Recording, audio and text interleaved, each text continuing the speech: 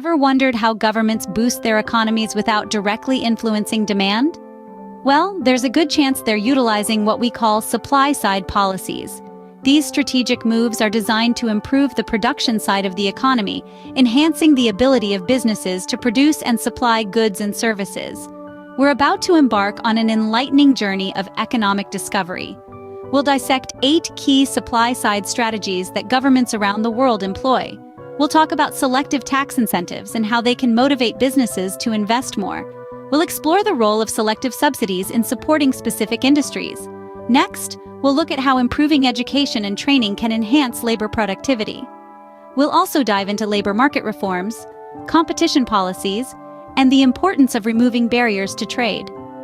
Lastly, we'll delve into the contentious areas of privatization and the delicate balancing act of regulation and deregulation. Stay tuned as we delve into the first strategy, selective tax incentives. Imagine a world where taxes motivate you to produce more. Sounds interesting, right? Welcome to the concept of selective tax incentives. These are specially designed tax breaks that governments use to stimulate economic activity in particular sectors. Think of it as a kind of nudge from the government, encouraging certain behaviors and discouraging others.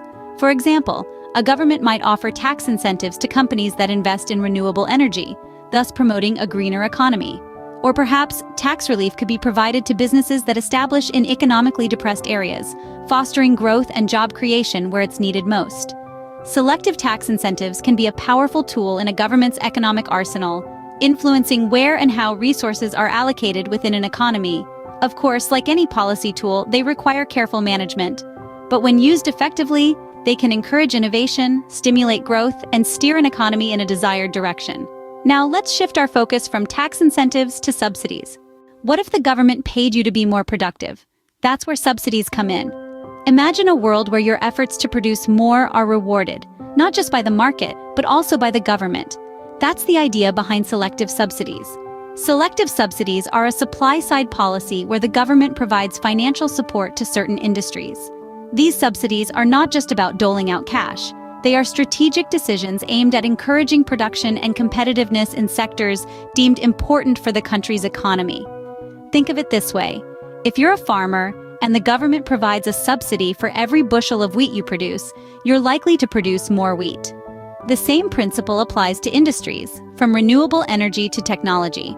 Additionally, these subsidies can also help protect jobs and preserve domestic industries from foreign competition. But like any policy, they need to be managed carefully to avoid unintended consequences. From subsidies, we move to the realm of education and training. Knowledge is power, and in economics, it's also productivity. Let's delve into the crux of improving education and training. It's no secret that a well-educated and trained workforce is a key driver of economic growth. Why, you ask?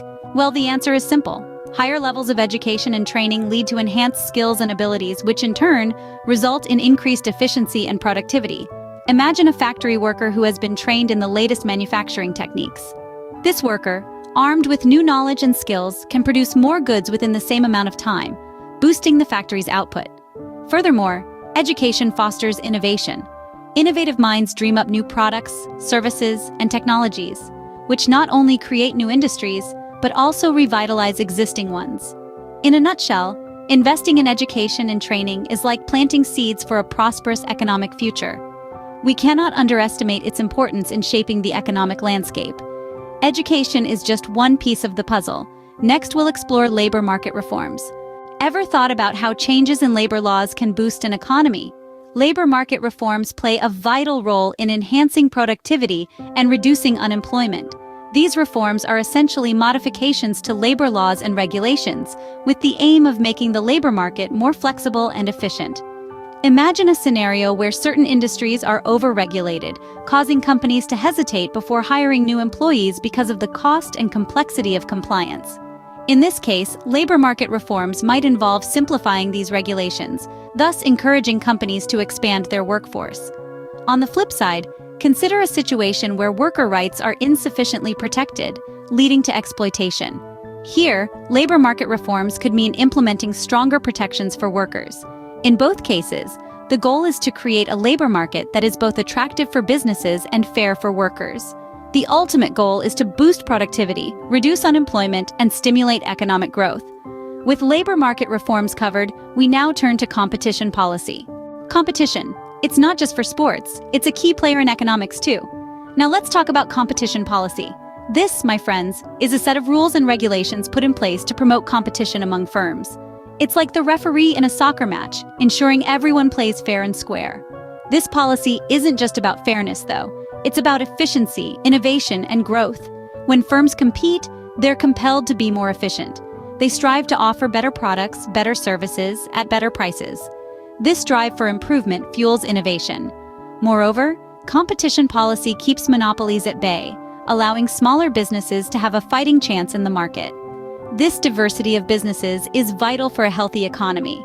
It promotes growth and offers consumers a wider range of choices. As we move from competition, we now look at the removal of barriers. What if we told you that sometimes less is more in economics? Yes, you heard it right. When it comes to the economic sphere, removing barriers can have a profound impact on economic activity and growth. Imagine a bustling marketplace where goods and services flow freely, without any hindrance. That's what removing barriers does. It paves the way for a free market economy where businesses can operate without stifling regulations. Trade barriers like tariffs, quotas, and embargoes can restrict the free flow of goods, leading to diminished economic activity. On the flip side, when these barriers are removed, it opens the door to increased trade, fostering economic growth. Similarly, removing business barriers like bureaucracy, red tape, and complex regulations can boost entrepreneurial activity. This in turn promotes innovation, job creation, and overall economic development. So you see, by removing barriers, we are not just simplifying processes, but also empowering economies to thrive. From removing barriers, we now shift to the controversial topic of privatization. Privatization, a divisive topic with significant economic implications. Imagine the government deciding to sell off public services or assets to private entities. That's privatization in a nutshell. On one hand, it can stimulate competition, leading to efficiency and innovation. It also has potential to attract foreign investment and reduce government expenditure in the long run. However, it's not all sunshine and rainbows. Critics argue that privatization can lead to job losses, as private entities often prioritize cost savings. There are also concerns about affordability, as private companies may hike prices to maximize profits. And let's not forget the risk of monopolies developing, which can limit competition and harm consumers. In essence, privatization is a double-edged sword. It can drive economic growth, yet it also presents potential pitfalls that need careful consideration. Striking the right balance is key.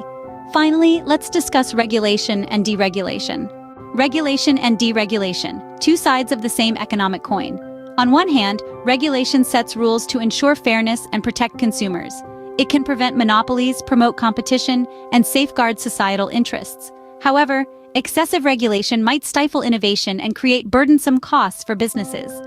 On the other hand, deregulation removes or reduces government restrictions within an industry.